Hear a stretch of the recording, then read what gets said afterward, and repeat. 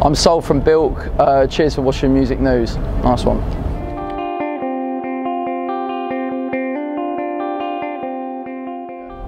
So, yeah, Bilk, great to see you. How are you feeling? Yeah, I'm feeling good, man. I'm just played a great set.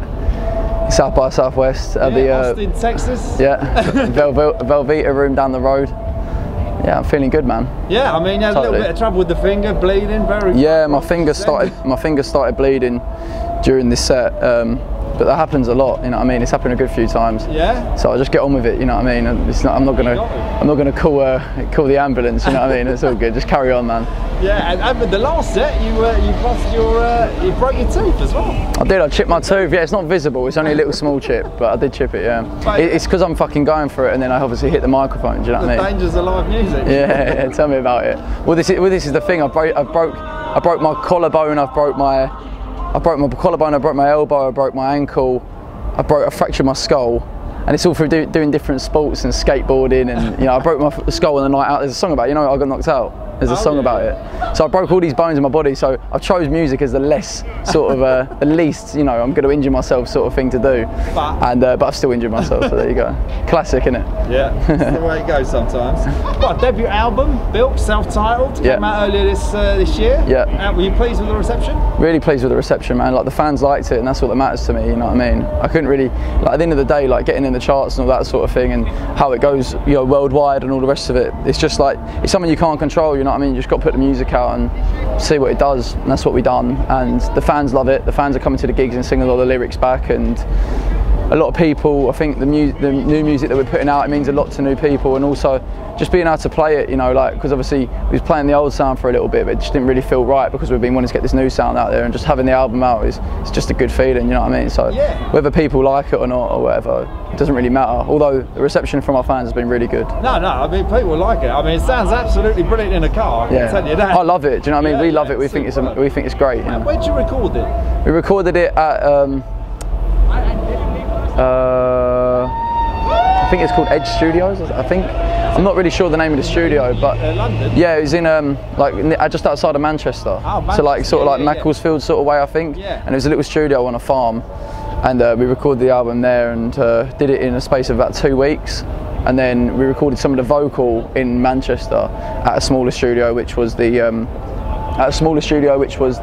producer's like home sort of studio. Do you know what I mean? But obviously the one that we recorded all the music at was like on a little farm, and that I could sort of sit by the on like a little hill and listen to Simon and Garfunkel and just watch the cows go by if I wanted to. You know what I mean? When Harry's doing his drum takes and that, I could just chill and, you know, listen to my music and get inspired. You know? Yeah, it sounds good. And I mean, you re-recorded a couple of songs on the album. Yeah, we re-recorded Brand New Day, because we felt like it could be sort of more full bandy and more sort of like, we like the production of the album, what we was doing with that, so obviously we re-recorded Brand New Day to sort of fit alongside of what we was doing with the other stuff on the album. We just thought it was a great song, so we thought we would put it on there, and the lyrics are still just as relevant and all the rest of it. So, and Daydreamer we re-recorded as well. But Daydreamer was like the sort of trial track that we went, so when we went up with Andy Gannon, who was a producer of the album, we went up with him to do like a trial track in like just outside of Manchester where we did the album, and Daydreamer was the trial track, because we felt like if he can get Daydreamer right, then he can get the album right. Do you know what I mean? And then obviously, so that's how it sort of worked out. And then so we recorded Daydreamer first on its own, and then we went up there like a couple months later to do the whole album. Yeah, I mean, it does sound like a real cohesive work, you know, right body of work. It does, yeah. I mean, like there's different influences from different, you know, things on the album. Like, so obviously you've got like tunes like Brand New Day, which is very different to Just Don't Work For Me, which is sort of more like 90s, like Happy Mondays, sort of like that sort of vibe. Do you know what I mean? A little bit. So there's different influences there, but as a whole body of work, yeah, it sounds like complete. And I think that's something that we hadn't really had before, because up until now we've just been experimenting with different sounds and styles and everything, which is normal. Do you know what I mean? Like, at the end of the day, you've got to grow as an artist and see what's what, see what feels good, see what don't. Do you know what I mean? Who do you look up to? You know, historically, who do you draw influences from? I look up to John Cooper Clarke, the poet. I look up to Kurt Cobain from Nirvana. I look up to Liam and Noel Gallagher. I look up to Eminem. I look up to other people that I look up to. There's a good few people that I looked up, but I'd say that's probably the main sort of thing. Yeah.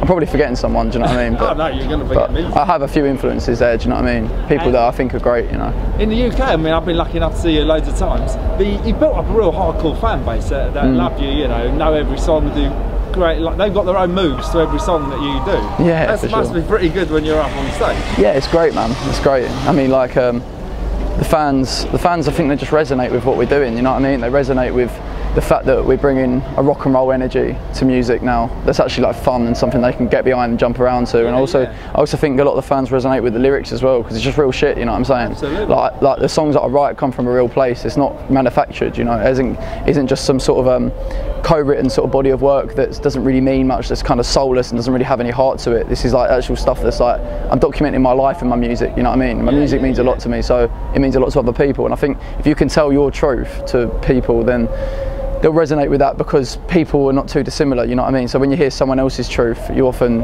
resonate with it in some sort of way. And our fans are like, they're not just like your everybody sort of people, like they're actually like smart, intelligent, like young fans, you know what I mean? And older fans as well. This is the thing about Bilk, is that we get like a lot of different fans from a lot of different people from different backgrounds, you know what I mean? It doesn't matter if you're white, black, male, female, whatever country you're from, whatever background you're from, whatever culture, it doesn't matter, nothing like that matters, you know what I mean? As long as you're there enjoying the music, that's what matters. Yeah. And because it's real and because it's human, people relate to that. It doesn't matter where you're from, you know. We haven't got like a lot of bands have got like a sort of a fan base that's like there might be a band that has like a football sort of fan base. It's all like, you know, blokes in like skinny jeans and Adidas trainers going there and like letting off flares and singing football chants, and then you've got like you might have a band that's like got like a real young girl following, you know, because they're nice looking or whatever, do you know what I mean? Whereas like we've got just a big broad, we've got, you know, everyone, and it could be anyone, doesn't matter, whatever. The main thing is it's a real friendly vibe, like family sort of feeling. It's always, it feels good. I think so, man. Yeah,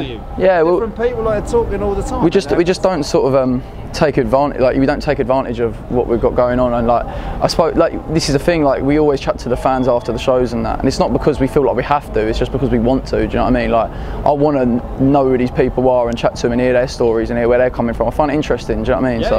Like, otherwise I wouldn't, I'd just hide myself away. And sometimes I do hide myself away because, you know, as much as I can be quite extroverted and I go out there and I chat to people and everything, sometimes I don't want to do that, and I just want to go back into the room and sit by myself for a bit and have a cigarette and a bottle of water or whatever, do you know what I mean? And just chill out, you know what I mean? And sometimes I want to go outside and chat shit to a load of people and be a bit manic, you know what I mean? But that's just human beings, you know what I mean? You're up and down, you know what I mean? It's just normal. For me it is, at least, anyway. You look like you take music really seriously. Have you? Yeah, I try to take life not too seriously. I try to remind myself that on a daily basis, not take life too seriously, because I find that sometimes I do take life too seriously, and I'm a bit too sensitive about certain things, or maybe just like let things get to me a bit too much or whatever. So yeah, I try and remind myself to not take life too seriously. But I feel like with the music, you need to take the music seriously. Do you know what I mean? Otherwise.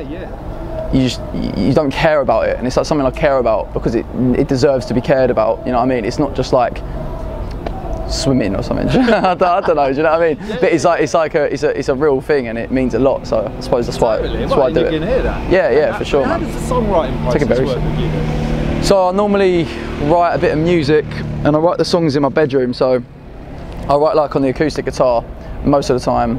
90% of the time it's on acoustic guitar in my bedroom, and I'll just kind of hide myself away and I'll come up with a bit of music or a riff or something, and this riff will be stuck with me for a long time, and maybe sorry, I had to clear my throat, maybe like a couple months or so, it could be a year. Even like I've had riffs that have just been there for 2 years, like just a guitar riff that every time I pick up the guitar I haven't stopped playing, and then eventually something will click and then I'll write some lyrics over it, and the song will sort of come together and the melodies will come together. Or there has been times as well where I've written a load of lyrics on my phone whilst I'm out in a public or whatever, and then you know, when I'm back at home or whatever, I can like look through the lyrics and go, oh, this music would work to this, or you know, a lot of time things just come together like that. It just depends. Like with the song Be Someone, which is on the album, I don't know if you know it, but obviously, cheers. But obviously Be Someone came about through, I had that riff for like 2 years, and I played it once in rehearsal, and Luke and Harry were like, oh, that's fucking sick, do you know what I mean? And they were just getting like hyped up about it because it's like a real rock and roll stomper riff and that, and I love that riff, and I was playing it for ages, but I don't know whether it was laziness or whether I just didn't feel inspired to do it or whatever, but I hadn't right. hadn't written a song over it for whatever reason. And then when we got in the studio, I bought that song. I said, this riff is going to be a song, and I know the structure of it. I know how everything's going. So then when I got in the studio, I just sort of took a day by myself, and from about 11 o'clock in the morning, I was to about 11 o'clock at night. So the whole day, I was just like mooching around. I was going outside, staying in the apartment, and I was just trying to write a song. Like, the lyrics were shit, they weren't coming to me, and I just weren't getting it for ages. Do you know what I mean? And then I think Luke's over there. But yeah, but so obviously I was writing it for ages and everything, and then I was trying to write for ages, and then it got to about 12 at night, and then all of a sudden the lyrics for the whole song just came to me, and I just went, right, I've got it, be someone. And I called up Luke and Harry, and they were at the pub, and I was sitting doors writing, and they were at the pub, and they obviously got gassed about it, came down, heard the song, loved it, and then we recorded it. So that was like a real last minute one, whereas some, you know, obviously some I've had for a while, and yeah, it's a different process every time really, but I'd say mainly it's like I do the music first and then lyrics sort of just come over it. All right, Luke? Yeah, it's checking on you. Yeah, all good, man. And you know, you played the Something and you won the other night. Yeah, Something. Excellent. Yeah, we don't know what we're doing with that yet. We just obviously Luke's putting me off, man. Luke, can you stroll around the corner? You're putting me off, man. You know what I mean? You're standing there like a bouncer. Your security guard. We might need one. I'll be in for a drink in a minute. I'll catch you in a sec. Yeah, nice one. He's putting me. I don't know why he's putting me off. I was getting in the zone. You know what I mean? It's like Piers Morgan, you know. You have to get right in the zone for it, man. Yeah, it's an unnatural thing, interviews, but you know, I'm doing it. Yeah. But no, what was you saying? Yeah, Something is a new tune, obviously, that I've written, and it's not a new tune actually. I've had it for a while, since I was a little bit younger and that, and it's about a situation where, you know, I found myself getting with a girl on a night out, and she was a good friend of mine for many years, and then it didn't work out for XYZ, and I felt this way about it and she felt that way, and then I wrote a song about it, wrote the music and everything, and it all came together. And I've had that song for a while, and it's been one of them ones where when I play it to family and friends and that, they really love the song, and it's always gone down really well through like just showing people, like, you know, here and there. But we've never recorded it because it just hasn't really felt right. I don't know, but I think like now is the time that we're going to record it. It kind of feels right for the second album. So yeah. I do sort of somewhat believe that things sort of work out in a way that things work out sometimes. So obviously we'll just see how it goes. Do you know what I mean? Yeah. Well, that's it. Maybe it's just been the reason why it hasn't sort of come together is because it's for now and it wasn't for then. You know what I mean? I don't know. But I like the song a lot. You know what I mean? I think people really relate to it. Do you know what I mean? I was really impressed with it. I thought it was a great song. Cheers. And I mean, have you started thinking a lot about the second album then? Yeah. I started thinking about the second album, kind of like a bit like sort of in a bit of a sort of weird place with it, I suppose, because I'm. As much like I've written a lot of riffs for it, a lot of music for it, you know, and I've got a lot of music for it, not so many lyrics, and I think that's maybe just because I've just been sort of, you know, messing around with shit and fucking, obviously, yeah, I don't know, I just haven't got that many lyrics for it. I've got a lot of music though, I've got a lot of riffs and a lot of things that I'm gonna make into songs. And I've got a lot of lyrics as well that I've been writing, but nothing's really came together yet. And I think it's just because my head's been in the first album, you know, touring, going to America, you know what I mean? There's been so much shit going on that I just need maybe a couple months in Chelmsford where I can just sit in my bedroom like I do, which is my sort of formula, and just sort of crack away at it and get everything down and go, I like this, I'm going to do this, and you know, kind of get my head into it, you know what I mean? Because when I get my head into it, everything sort of flows together, and yeah. And you getting any inspiration from being in the US? Yeah, definitely. Well, it's just like one thing I've realised from being in the US and being in the sunshine and having that sort of reality going on around me of being in the sunshine and sort of here, like it's a different reality here to like in Chelmsford. Obviously, you do get sunny days in Chelmsford. I'm not saying it's always raining and always miserable. It's not.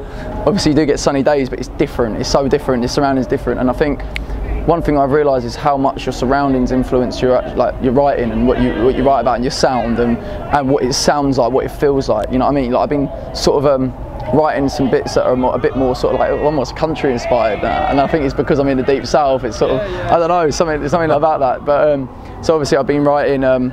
Yeah, I've been really into Johnny Cash for the last couple of days. Yeah, Johnny Cash is banging, and obviously we'll see where it goes. You know, I might write the next fucking Ring of Fire. Do you know what I mean? I might not. I don't know. I hope so. Yeah, I got into Simon and Garfunkel for a while, a little while back. I really like Simon and Garfunkel. Sounds of Silence is a great album. I got it on vinyl and that, and I was really into that. And a few little like ideas of guitars and stuff came from that. But I don't know. We'll just see what happens. You know, I think it's like. It's just got to be a natural progression, and I think it will be, you know what I mean? Because it always has been like a very natural thing. I try it, like there'll be times where like I go for months trying to write a certain thing and then trying to get my head around a certain thing, and then I'll write something that's just the other side of it, you know what I mean? And it will come together and I'll go, oh, well, that was there the whole time, you know. It took me a while to realise it or whatever. I don't know, it's a fucking complex thing. It's not something I can really get my head around, all the writing stuff. It's a weird thing. Yeah, no, it must be. But yeah. And away from music, what do you do to relax? See my girlfriend at home. I like doing that. I like going to the cinema. I like seeing film. I'm big into films, you know what I mean? I really like films, so I like... Best film of all time? I'll name 3. Go on. I'll name 3 for you. Trainspotting is up there. I love Trainspotting. I think that's brilliant. Everything about it. The dialogue in it, the acting, the general vibe of the film. It's brilliant. Human Traffic as well. Do you know Human Traffic? Yeah, Not many people know Human Traffic, so I'm impressed you know that one. But Human Traffic's up there as well. I love that film. I think that's great. And if I had to give a third one, I'd say, not that you asked for 3, I've delegated this on myself, but third one, Goodfellas, you know what I mean? Goodfellas. I watched that recently and it's a great film, but I love like loads of films, you know, I could go on all day about films. I used to study film and TV in Chelmsford College. I used to study it. I studied it for a year and a half and then I dropped out to do my music. Focused more, like, all my energy on the music because it was sort of starting to pick up. I got a bit of interest from certain people, like a certain industry or whatever, and just things started going a little bit better, and I sort of dropped out, and also I just got really bored of it because it was a lot of written work in the end, and I'm a bit more practical minded. I don't like sitting doing essays and writing. I don't like education in general, to be honest. I mean, like, don't get me wrong, I do have a certain privilege to be educated and be able to go to a school, and that there's obviously a lot of people that don't, and I sort of feel like a dickhead saying, oh, I don't like education, but I think for me, I've always sort of rejected authority in a sort of way, do you know what I mean? Like, I've never really taken kindly to people telling me what to do or how to do something. Very awkward person myself, you know. I do things in my own way. You know, like